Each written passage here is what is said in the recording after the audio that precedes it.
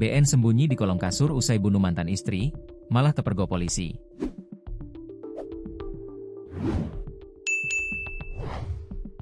Tempat persembunyian BN, 34, pria yang nekat bunuh mantan istri inisial TF, 31, dengan mudah terendus polisi hingga akhirnya pelaku ditangkap. Seusai menghabisi nyawa mantan istrinya itu, BN bukannya kabur malah bersembunyi di kolong kasur di rumah korban. Polisi pun dengan mudah mengamankannya, sesaat setelah mendapat informasi dari warga sekitar dan langsung melakukan olah TKP. Jasad TF ditemukan dalam kondisi bersimbah darah di dalam rumahnya di Perumahan Kedamaian Asri Mandiri Nomor 17, Kota Bandar Lampung, pada Sabtu, 1 November 2025, dini hari.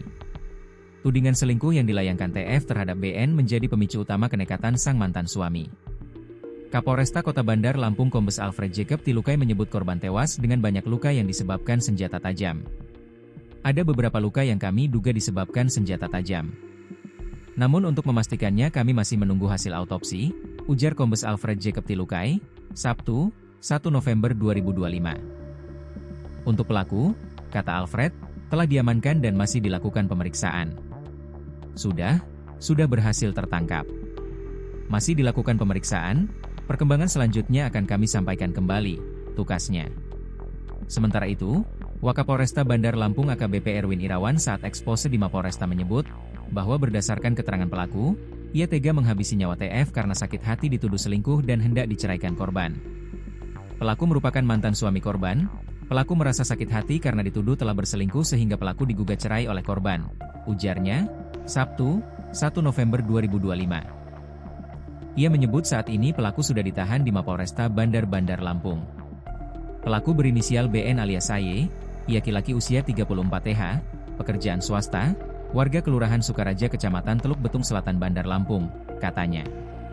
Tak hanya mengamankan pelaku, polisi juga menyita sejumlah barang bukti diantaranya 1 unit motor Honda Vario 150 warna hitam, 2 pisau bergagang plastik warna hijau dan biru, 1 alas cobek, 1 buah ulekan, 2 anak kunci.